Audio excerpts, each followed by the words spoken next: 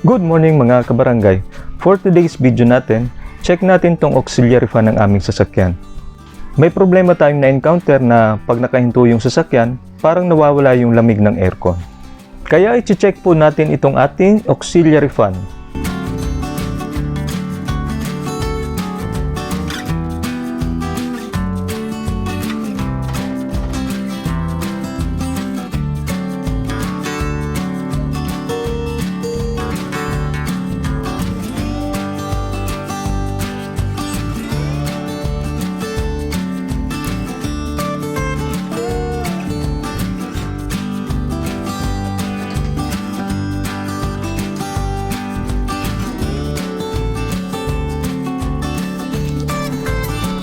Ito po yung ating auxiliary fan, yan po ang ating i-check.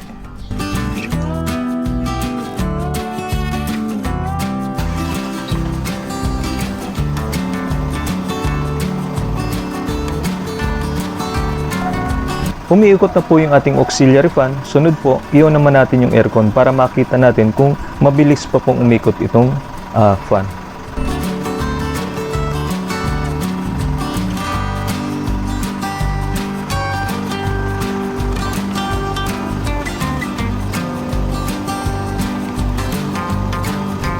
Naka-on na po ang aircon, dapat po mabilis ang ikot niyan. Kita nyo po parang mabagal.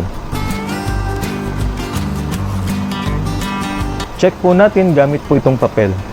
Dapat malakas po ang hatak niyan sa papel pag ilalagay natin sa harap ng fan. Kita nyo po ang hina ng higop ng fan, papalitan talaga yung auxiliary fan motor.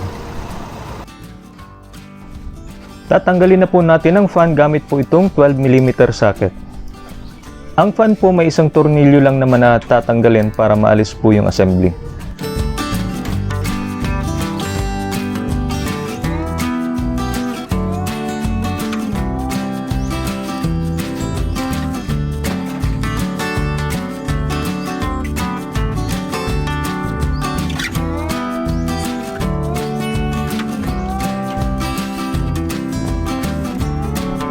Tanggalin na po natin yung connector. Gagawin po natin, i-press lang yung lock sa kahatakin. Kung may long nose po, mas madali lang i-press yung connector.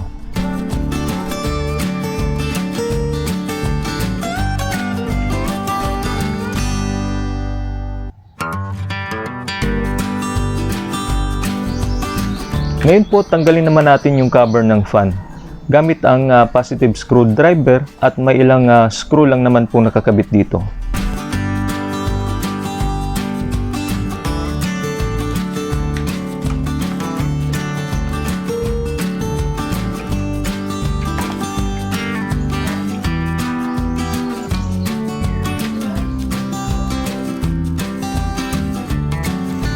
Tatanggalin naman po natin yung tornilyo ng fan.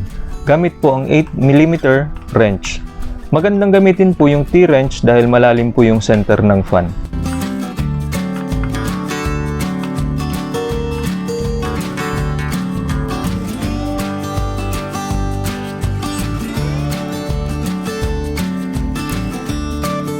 Medyo mahirap lang pong tanggalin yung fan blade, sa katagalan po kasi kumapit na sa bakal.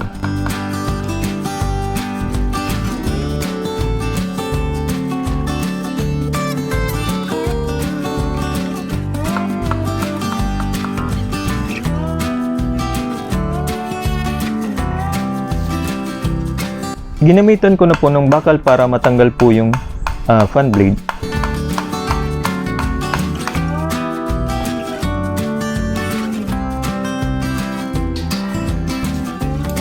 Next naman po natin tatanggalin itong motor.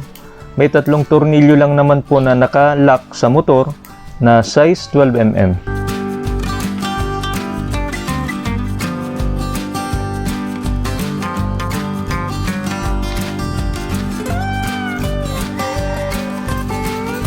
Putulin lang po natin tong naka-lock na zip tie.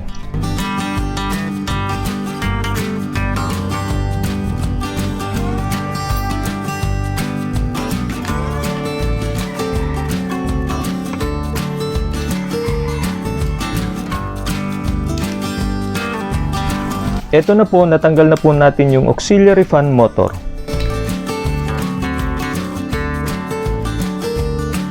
Ito na po yung ating ipapalit. Check lang po natin kung same size lang po yung ating nakuhang pyesa.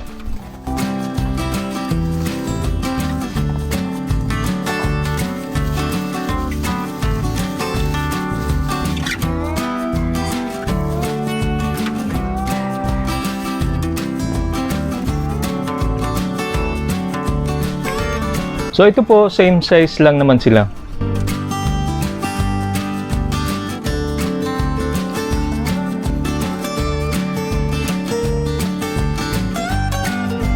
Next po, syempre, bago po natin ikabit yung motor, linisin po muna natin tong kanyang casing.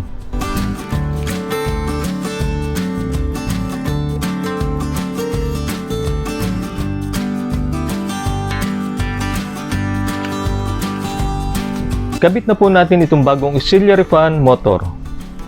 Sa pagkabit naman po, madali lang naman, reverse lang po natin kung paano natin tinanggal yung motor at fan.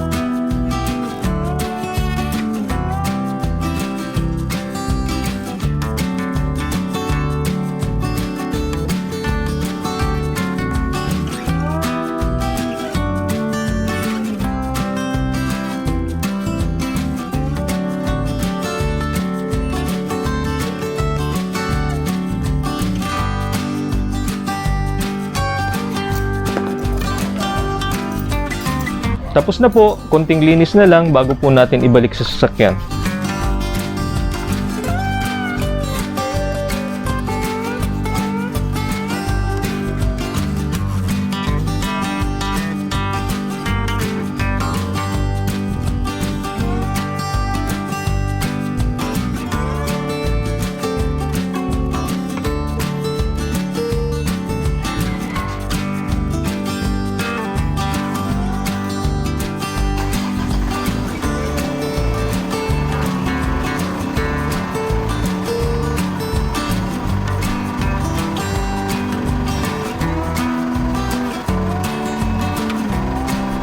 Ngayon po, i-on na natin ang aircon.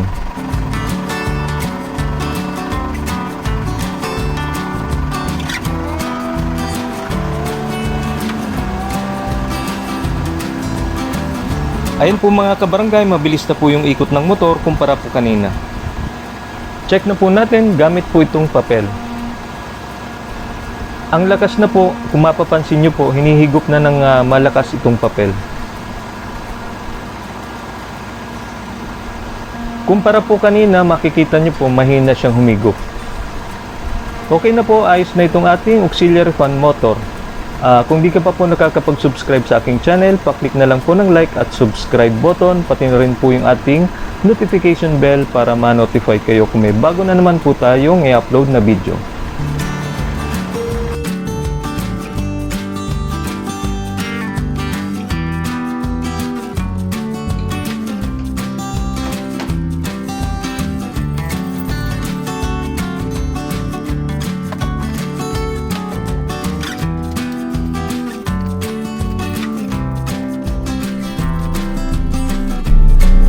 Natapos na po natin palitan mga kabarangay yung ating auxiliary fan motor. Yun nga po, yung simptomas, bago po natin pinalitan, yun nga po, pag nakahinto yung sasakyan, nawawala po yung lamig ng aircon, lalo na kung nakabilad sa araw. Pero once na umandar na naman yung sasakyan, tumakbo na naman, bumabalik po yung lamig.